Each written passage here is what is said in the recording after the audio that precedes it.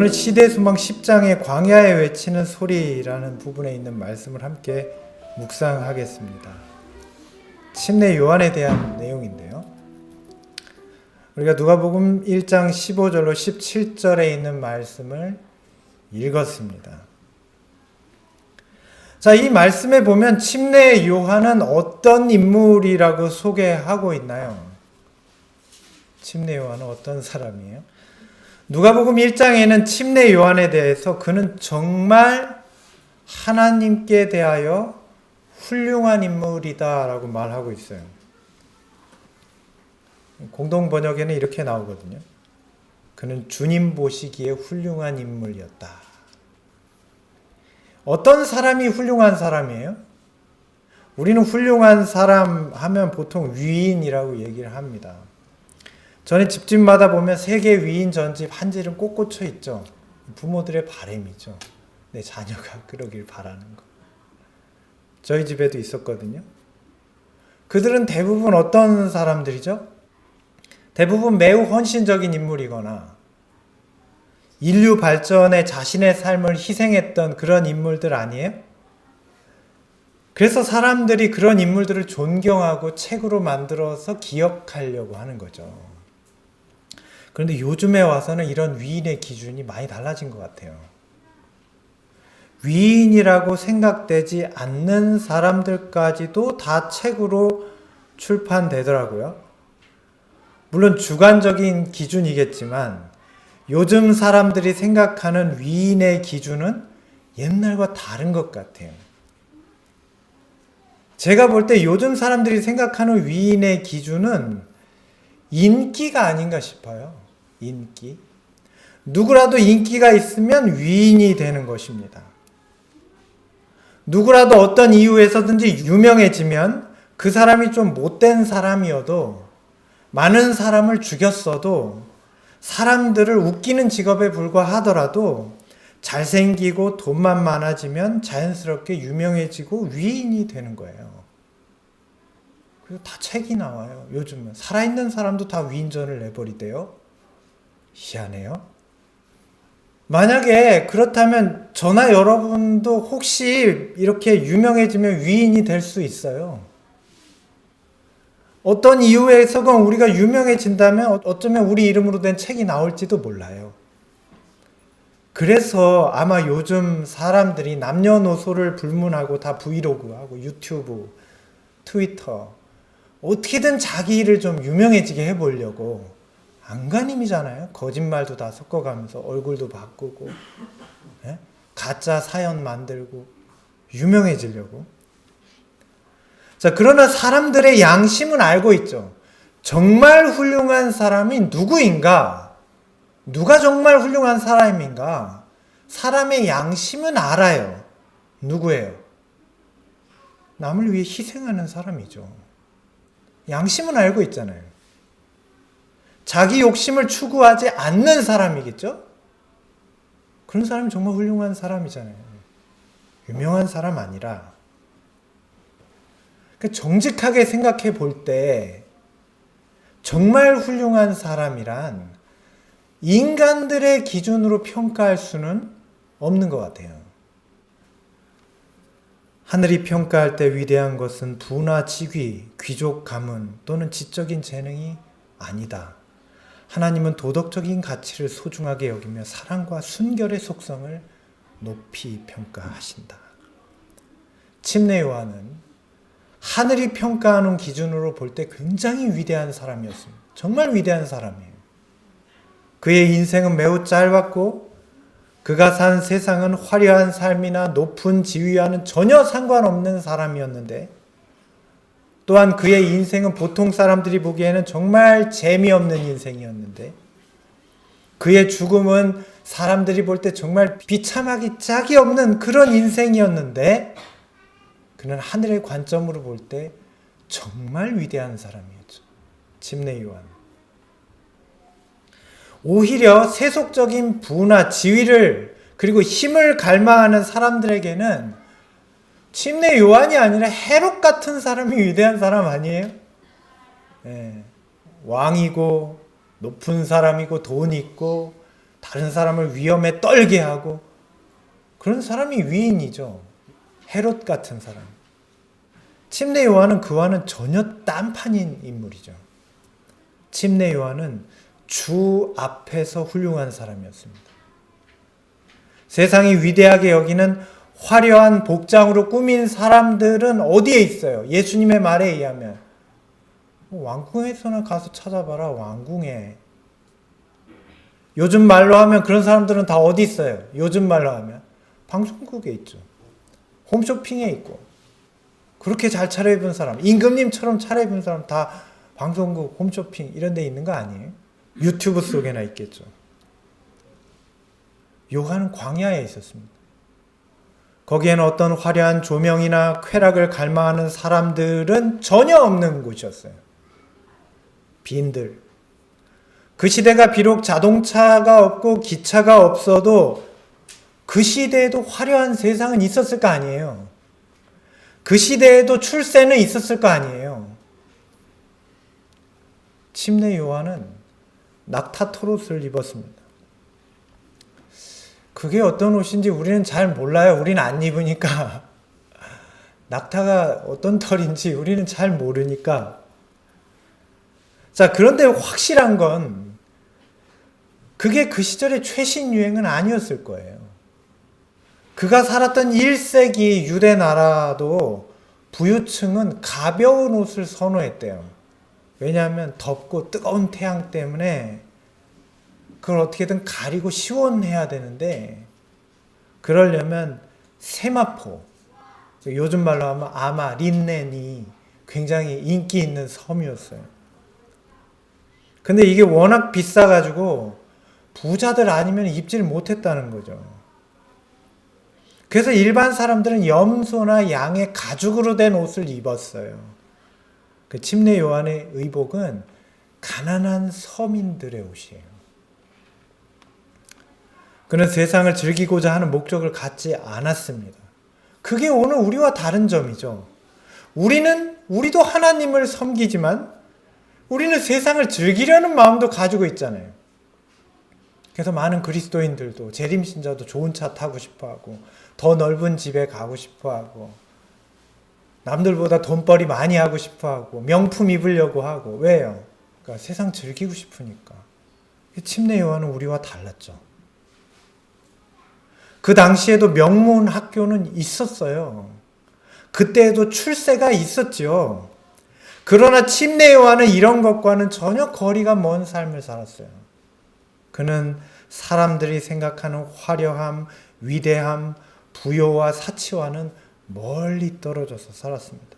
왜냐하면 그는 오직 하나님 앞에 인정받는 사람이 되길 원했기 때문에.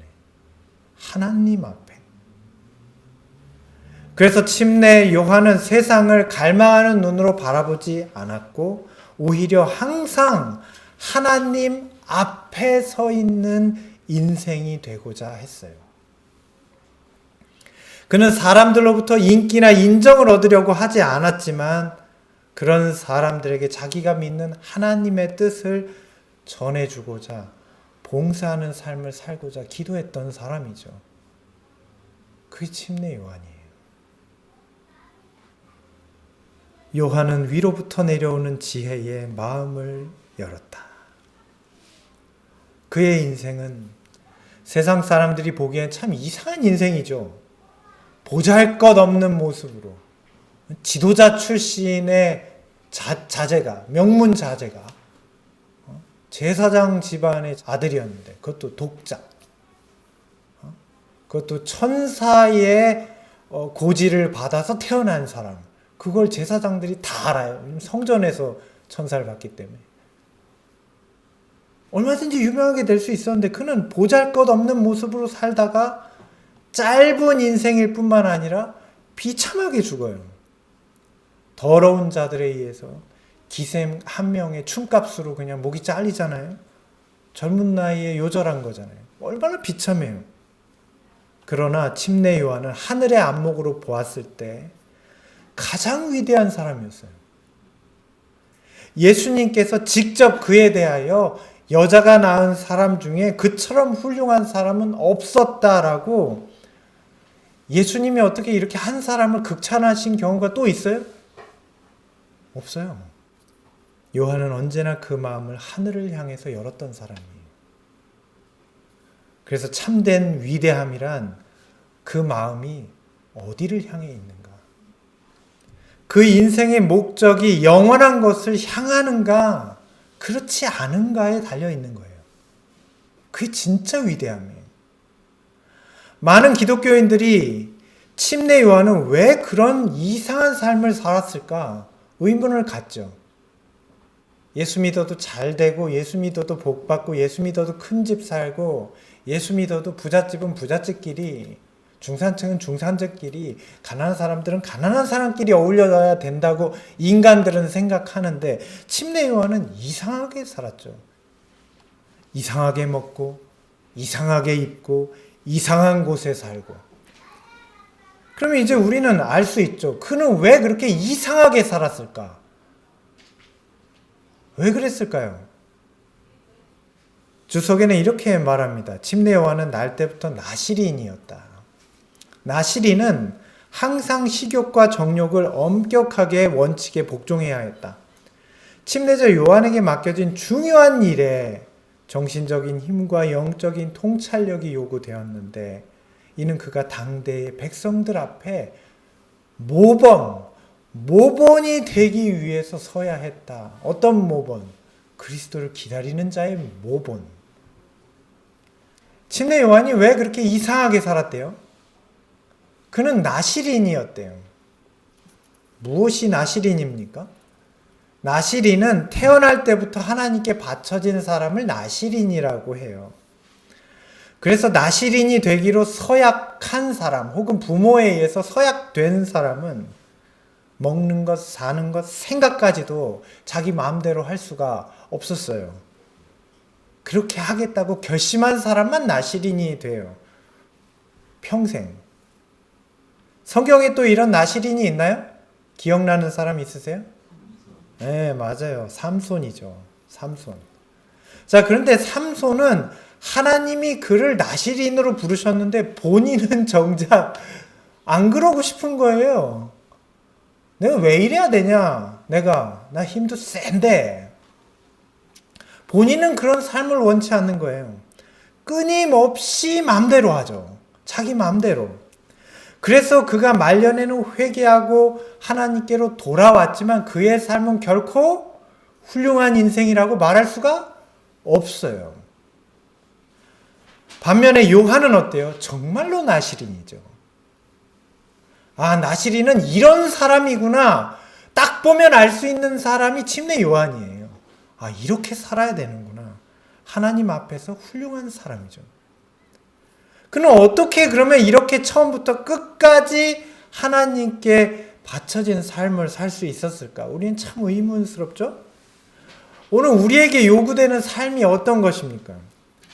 이 제7일 안식일 예수 재림교인은 먹고 싶은 대로 다 먹는 사람이 아닙니다. 이 자리에 그렇게 동의 안 할 분도 계시겠지만 참 스트레스죠. 아마 세상에 자기 먹고 싶은 대로 못 먹는 것 같은 스트레스, 그보다 또 더 큰 스트레스가 또 있겠지만 굉장한 스트레스죠. 자기 먹고 싶은 대로 못 먹는다는 거. 요즘 얼마나 많은 재림신자들이 먹고 마시는 문제로부터 자유롭고 싶어 하는지 몰라요. 그게 믿는데 중요하냐? 그러면 우리는 무엇 때문에 마음대로 먹고 마시지 않는 거죠? 우리는 이 마지막 시대에 침례 요한과 같은 사명으로 선택된 백성 아니에요? 침례 요한이 나시린이었잖아요. 나시린은 하나님께 바쳐진 사람들. 그의 모든 생애가. 우리는 요한처럼 하나님께 바쳐질 사람들이죠. 이 마지막 때에 그 사람이 침례 요한의 사명을 받은 사람 아니에요? 요즘 재림 신자들의 가정에도 텔레비전 많이 있죠. 텔레비전 뿐인가요? 컴퓨터가 몇 대씩 있고 스마트폰은 노상 켜져 있잖아요. 우리는 왜 보는 것, 생각하는 것까지도 우리 마음대로 하면 안 되는 거죠? 정말 스트레스죠. 이런 스트레스가 따로 없죠. 텔레비전 좀 보면 죄인가요? 경찰이 잡아가요? 유튜브, 인스타 하면 죄예요? 만약 그런 생각이 든다면 우리는 이 마지막 시대의 침례 요한과 같은 사명으로 하나님께 바쳐진 것임을 기억해야죠. 뭐 유튜브, 인스타, 텔레비전 좀 보면 안 되는 거예요? 왜냐하면 우리의 전생애가 하나님께 바쳐졌잖아요. 우리는 생각하는 거, 말하는 거, 보는 것까지도 다 나시리인으로 살아야 되잖아요. 왜? 하나님께 바쳤으니까 나를. 하나님 마음대로 쓰셔야 되니까. 그런데 우리는 꼭 삼손 같아요. 원래는 하나님께 구별된 사람들인데 자기 마음대로 살고 싶어서 어떻게 하면 그분의 뜻을 벗어날까 안간힘이죠. 요즘 보면 그런 것 같아요. 근데 삼손을 보세요. 삼손이 자기 하고 싶은 대로 다 했어요. 자기 힘 세니까 하나님이 주신 건데 자기 마음대로 살았단 말이에요. 삼손이 행복했어요? 포도주와 독주를 마시지 말라고 그러는데 자기 마음대로 퍼먹더니 행복했어요? 삼손이? 그래도 삼손의 힘이 없어졌어요? 안 없어졌어요? 안 없어지잖아요. 더 멋대로 살죠. 나중에 이방 여자 만나서 방탕하게 아무렇게나 행복했어요? 죽이고 싶은 사람 막 죽이고 행복했어요? 비참하죠. 삼손은 그걸 언제 알았어요? 자기 두 눈이 다 뽑힌 다음에 알았어요. 육신의 눈이 사라지자 마음의 눈이 열리고, 아, 내가 하나님 옆에 있는 게 제일 행복한 거구나. 내가 그분 뜻대로 살아가는 게 제일 행복한 거구나. 그게 삼손의 마지막 기도였어요. 하나님, 내가 죽기 직전에 알았으니 마지막으로 딱 한 번만 하나님의 뜻대로 살고 죽게 해주세요. 그게 그의 기도예요. 하나님 들어주셨어요. 진정한 기쁨과 행복은 세상에서 즐기는 게 아니에요.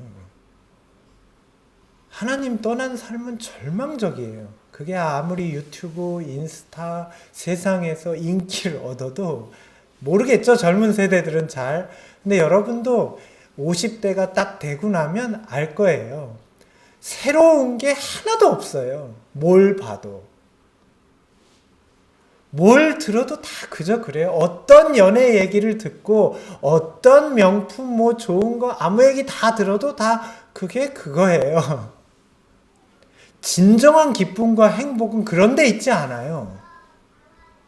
하나님 곁에 있는 우리 인생이 있어요. 하나님께 나의 모든 것을 헌신할 때 가장 행복한 것이구나. 삼손이 깨달은 것이죠.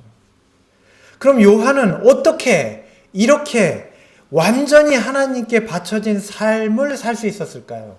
우리는 이렇게 어려운데, 이렇게 안 되는데. 이 말씀을 좀 읽어드리겠습니다. 하나님이 자신의 사업을 위해 선택한 사람들에게는 그들을 움직이게 하는 동인이 무엇인지 분명해야 한다. 요한은 성령의 감화로 개발되고 거룩해지고 인도함을 받을 것이었다. 중요한 건 무엇이 그를 움직이게 했는지 그 능력의 근원이 중요하다는 거예요. 그 능력의 근원이 없으면 움직이지 못하기 때문에 요한을 움직인 능력의 근원, 그게 뭐래요? 성령. 성령의 충만. 자, 요한은 어떻게 그렇게 온전한 헌신, 하나님께 완전히 바쳐진 삶을 살 수 있었을까요?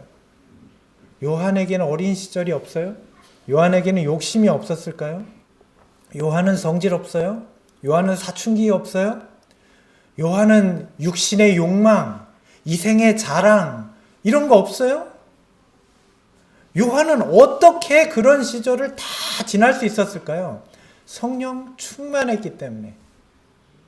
어머니의 뱃속에서는 그의 어머니가 성령 충만했고 태어나서 자라기까지 그는 성령께서 충만하게 역사하실 수 있는 광야에 있었고 산중에 있었고 이 세상에 쓸데없는 자본주의적인 세속적인 그런 교육 받지 않았고 요한은 오직 하늘과 교통하면서 성령 충만한 삶으로 나아간 것이죠. 하나님께 완전히 바쳐진 삶은 성령의 능력으로 이루어질 수 있는 거예요. 우리는 지금 이 시대에 성령께서 우리와 함께 사셔야 할 것입니다. 자, 그렇다면 어떤 사람에게 성령께서 함께 하시는 것일까요? 오늘 우리에게는 성령께서 함께하고 계신가요? 사가랴에게 아들의 출생은 큰 영적 진리. 사가랴는 요한의 아버지입니다.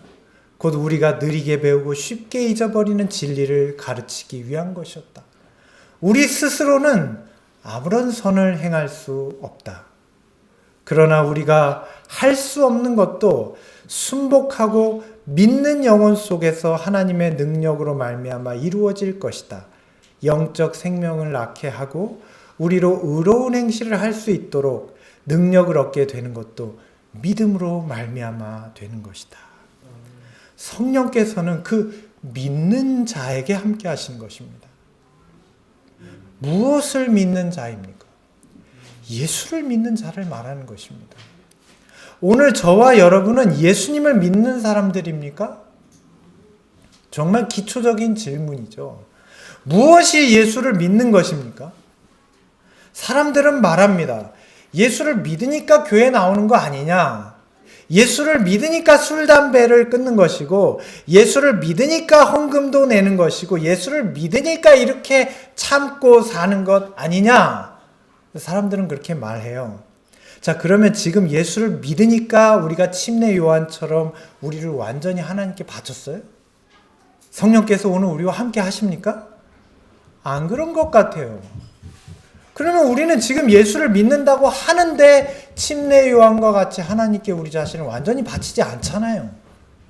세상을 즐기려고 하잖아요. 우리는 성령께서 침례 요한과 같이 충만하게 함께 하시지 않잖아요. 우리는 여전히 하나님께 우리를 바치지 않으니까. 그건 강제로 되는 게 아니니까. 나의 선택이니까. 우리는 침례 요한과 같지 않은 것입니다. 요한의 마음은 영광스러운 광경으로 가득 찼다. 그는 예수를 바라볼 때 자신을 잊어버렸다. 그는 거룩하신 위엄을 바라보고 자기 자신의 부족과 무가치함을 느꼈다. 침례 요한에게는 오직 한 가지 삶의 목적이 있었습니다. 예수님이었어요. 그의 인생의 목적은 오직 예수님 한 분이었어요. 침례 요한에게 자신이라는 존재는 아예 없었어요. 예수를 바라보다 보니 그에게는 먹는 것도 입는 것도 누리는 것도 그 어떤 것도 그의 마음을 차지하지 못했습니다. 그의 마음에는 오직 예수님밖에 없었어요. 그 한 분이 그의 모든 것이었어요. 그는 예수를 바라봄으로 자기를 완전히 잊어버렸어요. 그분의 자신을 비교해 볼 때 자신은 한없이 부족하고 무가치한 존재라고 생각되고, 그는 오직 그러한 예수님을 바라보는 것을 삶의 목표로 하고 살았죠. 침례 요한의 인생의 주인공은 누구예요? 예수님이죠. 그것이 예수를 바라보는 삶 아닙니까? 우리 삶의 주인공은 누구예요? 우리 삶의 주인공이 우리이기 때문에 안 되는 거예요. 끊임없이 좌절하고 실패하고 원망하고 미워하고 낙담하고 우울증에 결국 자살하고 부자전 가난한 사람이든. 오늘 우리는 예수를 바라봐야겠습니다. 예수를 믿어야 되겠습니다. 그분을 바라보는 것이 그의 기쁨이었고 그분을 생각하는 것이 요한의 삶이었다면 오늘 우리도 예수를 이렇게 믿어야 되겠습니다. 예수님을 믿는 것은 어떤 절차나 비용이나 우리의 어떤 공로를 전혀 요구하지 않지만 오늘 우리의 마음의 전부를 그분에게 드려야 합니다. 그게 헌신이에요. 그게 믿음이에요. 그러면 그분을 믿는 거예요. 그냥 다른 걸 믿으면서 의지하면서 그냥 꽃감 빼먹듯이 그냥 단맛 계속 보면서 나름대로 하나님 믿겠다. 가랭이 찢어지죠. 결국 안 돼요. 내 삶의 주인공은 예수님이어야 되는 거죠. 그렇게 예수를 믿는 자들에게 성령께서 함께 하시는 겁니다. 자기의 전부로 예수를 믿는 사람들에게 예수께서 그 마음에 계신 것이죠. 침례 요한이 전했던 그 기별은 사람들에게 이렇게 예수께로 돌아오라는 기별이었어요. 나는 너희를 회개케 하기 위하여 물로 침례를 베풀거니와 내 뒤에 오시는 분이 있는데 그분은 성령과 불로 침례를 주실 것이다. 그분은 나보다 훌륭한 분이어서 나는 그분의 신발도 못 들고 다니겠다. 침례 요한의 말이죠. 그의 마음이에요. 자, 이것이 침례 요한의 전도였어요. 우리가 그를 침례 요한이라고 부르는 이유는 그가 침례를 베풀었기 때문이에요. 요한은 왜 침례를 주었습니까? 그는 요단강변에서 회개의 기별을 전했어요. 요단강, 강이 있으니까 침례를 베푸는 거죠. 왜 그는 그렇게 했습니까? 회개는 하나님을 떠나 있는 사람이 하나님께로 돌아오는 게 회개예요. 그래서 침례 요한의 메시지는 사람들에게 돌아오라는 거예요. 인간과 함께 하시기 위해서 오신 임마누엘 예수님께로 돌아오라는 것이 침례 요한의 메시지였어요. 그게 회개하라는 거예요. 누구든지 예수께로 돌아오면 성령의 불로 그의 모든 죄를 태우시고 성령께서 그와 함께 하신다는 것입니다. 침례 요한은 그 약속으로 요단강에서 침례를 주었어요. 물로 침례를 받는 것은 이 약속에 대한 상징이에요. 나의 모든 죄를 이렇게 불로 태우시는 분이 다 태우실 것이고 그분께서 성령으로 나와 함께 하신다는 약속으로 침례를 받는 거예요. 오늘 우리가 경험한 침례가 바로 이런 것입니까? 우리 이렇게 침례를 받았어요? 우리는 침례의 약속으로 예수님을 믿고 우리의 생애 가운데 모든 죄를 성령의 불로 다 태워버렸습니까? 오늘날 세상의 모습, 기독교의 모습, 재림교회의 모습은 어떻습니까? 우리는 아직도 성령을 우리의 마음에 모시지 못할 때가 너무 많아요. 우리는 아직 예수님께 돌아가지 못하고 있는 것 같습니다. 오늘날 세상의 모습이죠. 노아 시대의 백성은 홍수를 대비하지 않았고 소돔 사람들도 그 도성을 덮친 멸망에 대해 예비하지 않았다. 애굽을 떠난 이스라엘 자손들은 약속의 땅에 들어갈 준비가 되지 않았다. 그래서 요한 당시의 백성들도 예수님을 맞이할 준비가 돼 있지 않았어요. 지금 우리처럼. 노아 시대의 백성처럼. 소돔의 백성들처럼. 광야의 이스라엘 백성처럼. 오늘 우리는 준비가 되어 있지 않다는 것을 알고 있습니까? 오직 예수 그리스도라는 한 가지 목적을 가진 침례 요한에게 그의 사명은 이 세상에서 물질 세계의 눈이 먼 채로 깊은 잠을 자고 있는 백성, 우리들이잖아요. 물질 세계에 눈이 멀어가지고 이렇게 입는 거, 먹는 거, 차리는 거. 저도 저 자신을 생각해보면 여전히 그래요. 왜 이걸 이렇게 못 벗어나는지. 어차피 이거 다 죽을 건데 죽고 나면 내 옷을 누가 입겠어요? 다 태워버리지. 그게 명품이어도. 그 뭐 하겠어요? 그 죽은 사람 옷을. 아무 소용없는데. 이 물질 세계에 깊이 눈먼 채로 잠자고 있는 백성, 이 교회를 깨워서 거룩한 삶으로 인도하는 것이 침례 요한의 인생의 목적이요 갈망이란 말이죠. 하나님께서는 이 마지막 때에 물질 세계에 도취되고 노예가 된 이 시대의 백성인 교회들, 재림교회를, 기독교회를 깨울 침례 요한과 같은 사람들을 부르고 계십니다. 누가 그런 사람들이 되어야 됩니까? 저와 여러분이 그런 사람이 되어야 하잖아요. 엘리야와 침례 요한이 성취한 바로 그 사업이 오늘날에도 요구된다. 도덕적으로 부패하고 영적으로 눈먼 이 시대의 지상의 백성들에게 주의 임함을 두려움 없이 선포할 음성이 필요하다. 이것은 옛날 요한과 엘리야처럼 자신들의 삶을 정돈하고 다른 사람에게 동일한 삶을 살도록 촉구할 이 시대의 남녀를 향한 부름이다. 오늘 우리가 그래야 된다는 거예요. 침례 요한처럼 엘리야처럼 우리가 살면서 사람들에게 와 보세요. 지푸라기라도 잡고 싶은 사람들에게, 죽을 병 걸려서 몇 달 안 남았습니다, 그런 사람들에게 아니요, 세상은 잠깐이지만 예수님이 계셔요. 그분이 다시 오실 날이 멀지 않았어요. 그 나라에 가면 숨차는 거, 코로나 이런 거 없습니다. 거기 환경오염 없고요. 거기서 늙고 흰머리 없어요.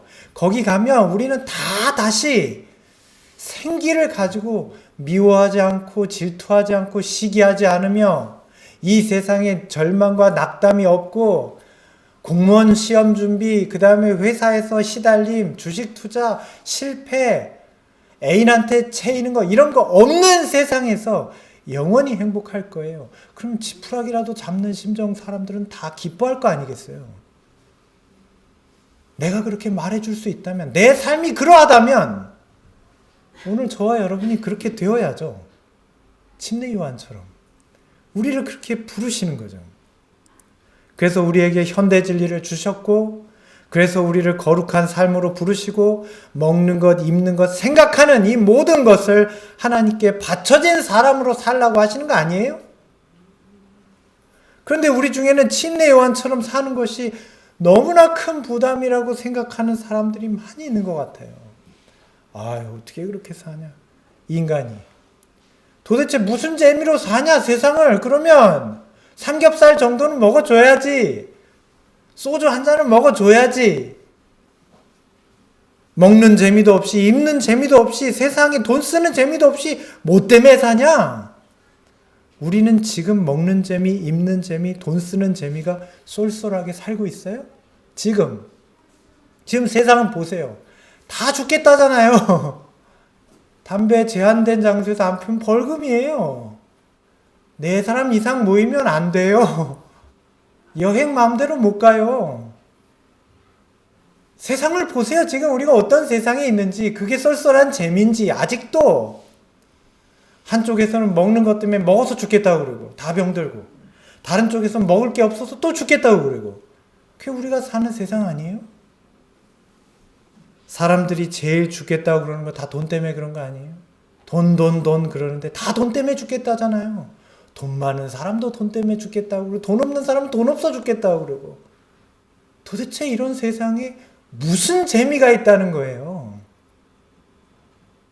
성경에 보면 이런 잃어버린 사람들의 처지를 잘 보여주는 3가지 비유가 나오는데, 하나는 잃은 양, 잃어버린 동전, 잃어버린 아들, 탕자에 대한 이야기예요. 자, 잃은 양을 보세요. 양 100마리가 있는데 그 중에 한 마리가 저녁 때가 돼서 주인이 부르는데 그 풀 좀 더 먹겠다고 막 그러다가, 다른 양들은 주인이랑 다 집으로 돌아가는데 머리를 들고 보니까 아무도 없는 거예요. 어떻게 해요? 주변 보니 아무도 없는데 양은 혼자 길 못 찾죠? 양은 멍청한 동물이에요. 그럼 어떻게 해야 됩니까? 우는 거죠. 할 수 있는 건 그거밖에 없으니까. 계속 우는 거죠. 어떻게 할 수 없고. 우리 인생이 그렇잖아요. 마냥 잘 살 것 같지만 실패하고 병들고 사고를 당하고, 그러면 어쩔 줄 모르는 처지가 돼서 어떻게 해요? 우는 거죠. 지푸라기라도 잡는 심정으로. 내 인생이 왜 이러냐? 도대체 나는 왜 이렇게 절망적이냐? 그런데 그때 주인의 음성이 들리잖아요. 주인은 그 양을 찾을 때까지 포기하지 않으니까.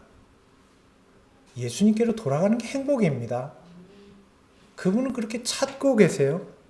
자, 잃어버린 동전은, 잃은 양은 우는 소리라도 내죠. 근데 동전은 소리도 안 나요. 자기가 잃어버려진 줄도 몰라요. 그러니까 이 세상에 모든 사람들이 다 사실은 잃어버린 은정과 같은 사람이에요. 인생이 뭐 있냐? 먹다 죽는 거지. 죽으려고 먹는 거지. 그러면서 사는 사람들. 그냥. 그런데 그 주인은 그 1원짜리밖에 안 되는 동전을 찾으려고 노력을 그치지 않아요. 계속. 결국은 찾아내잖아요. 주인이 대단한 분이에요. 그걸 찾아내다니. 바닥을 다 드러내고 막 집기를 다 걷어내고 등불을 켜고 쓸고 닦고 결국은 찾아내요. 그리고 어떻게 해요? 이웃들과 잔치를 벌이잖아요. 1원짜리 잊어버리고 100만 원 돈 쓰는 거예요. 이웃들 불러가지고 나 1원짜리 동전 찾았다고. 그 가치 없어 보이는 하나를 위해서 그 주인이 치르는 노력과 비용이 결국은 뭐의 가치예요? 그 1원짜리의 가치 아니에요? 그 1원은 1원이 아니죠, 그러면. 100만 원 이상이죠. 그 주인이 하는 걸 보면 알 수 있죠. 우리 인생의 진정한 가치는 예수님께 돌아갈 때 발견되는 겁니다. 예수께서 우리를 위해 치른 희생과 노력을 보면 우리는 우리의 가치가 어떤지 알 수 있어요. 그 사람이 아무리 돈 없어도, 무식해도, 성질이 그지 같아도, 별 볼 일이 없어도 예수님이 그 사람을 위해서 하시는 희생과 노력을 보면 이 사람 정말 귀한 사람이구나 알 수 있는 거예요. 그분께 돌아가야. 마지막으로 잃어버린 아들에 대한 이야기죠. 이 아들은 어떤 사람이에요? 원래 하나님을 아는 사람이에요. 그런데 그분과 함께 사는 게 지겨워서 먹고 마시면서 즐기면서 살고 싶어가지고 하나님을 떠나는 거죠. 그런 사람들 있잖아요. 지겨워 죽겠네. 뭔 재미로 살아. 떠나잖아요. 그런데 떠난 다음에 알게 돼요. 실제 하나님을 떠난 삶은 좋을 것 같지만 정말 비참하거든요. 그 아들이 자기가 아버지에게서 받아온 재산을 다 잃고 난 다음에 알게 되잖아요. 아버지 곁이 정말 행복했다는 거. 그리고 아버지께로 돌아가죠. 그런데 그 아버지가 벌을 줘야 되는데 도리어 그를 용서하고 환영하고 진정으로 사랑한다는 걸 알게 하죠. 이 세 이야기는 전부 다 하나님의 성품을 보여주는 거예요. 그분이 어떤 분인지. 세상에 잃어버린 존재로 살아가는 이 세 종류의 사람들에게 우리가 왜 다시 예수께로 돌아가야 되는지를 알려주는 거예요. 침례 요한은 그분을 알았고 그리고 그분을 증거했던 사람이죠. 예수께로 돌아오라고, 회개하라고. 침례 요한의 목소리는 잃은 양을 찾는 주님의 음성이고 그들을 책망했던 요한의 음성은 잃어버린 은전을 찾고 기뻐하며 잔치를 벌이는 성령의 음성이고 돌아온 아들을 용서하고 그의 지위를 회복시키시는 그분의 음성은 하늘 아버지의 음성이죠.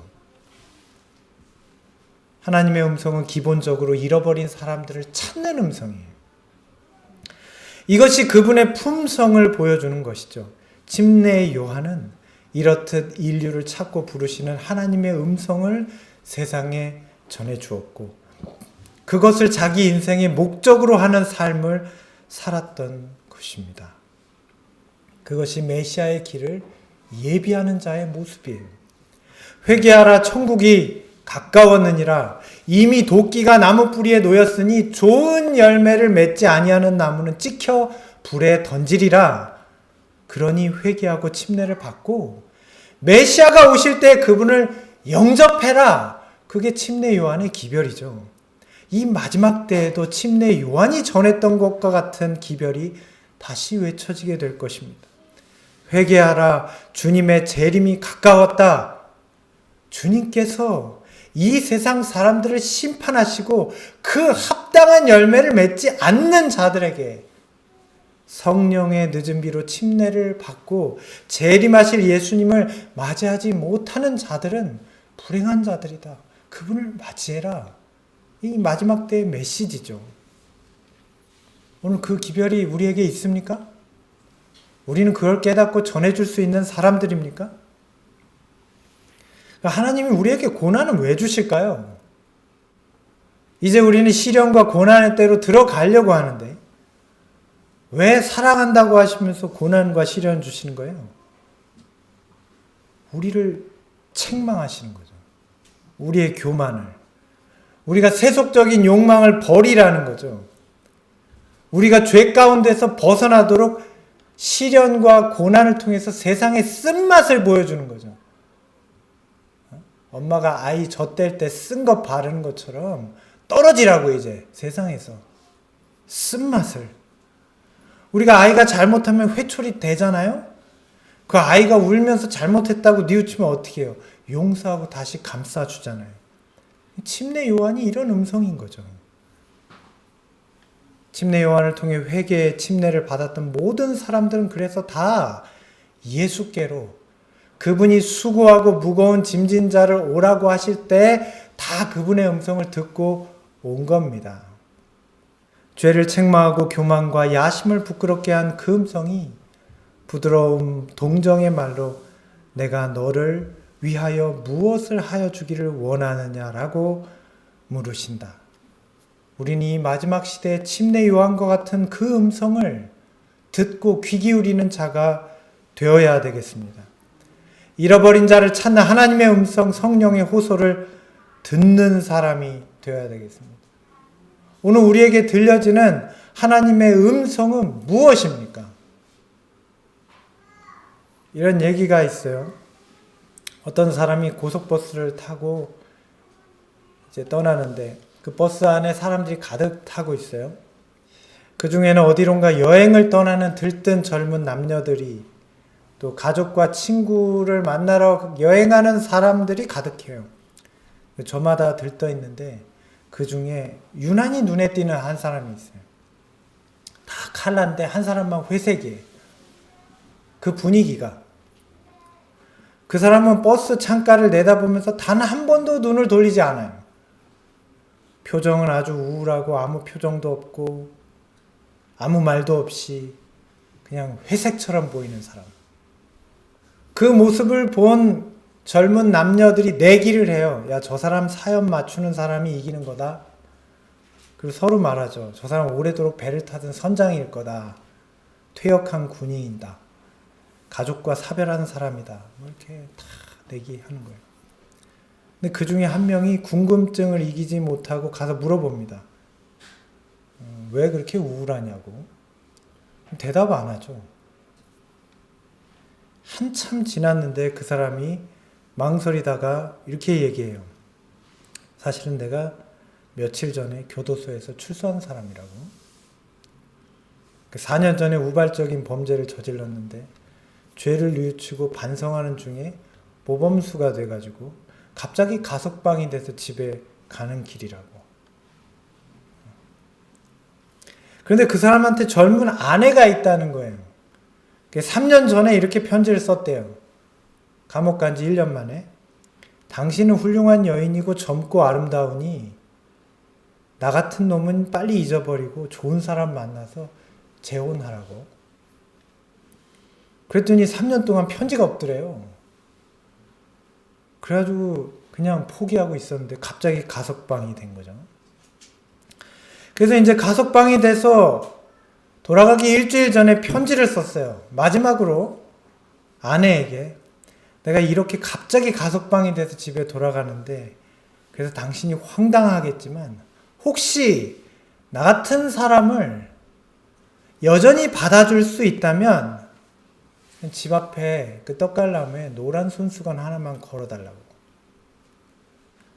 그러면 나를 받아준다는 뜻으로 알고 내가 집으로 가고, 만약에 안 걸려 있으면 나를 받아줄 수 없다는 뜻으로 알고, 또 뭐 편지 안 갔으면은 못 보니까 안 걸어놓을 거 아니에요. 그렇게 생각하고 나는 그냥 당연한 일로 생각하고 다른 데로 떠나겠다. 편지 보냈다는 거예요. 이 사연이 버스 안에 승객들한테 다 전해졌어요. 이제는 버스 안에 승객이 더 궁금해요. 동네가 가까워질수록 그 노란 손수건 걸려있냐 안 걸려있냐. 막 마을의 입구가 가까워질수록 사람들의 시선은 그 나무에 집중되는데 정작 이 사람은 눈도 못 돌리는 거죠.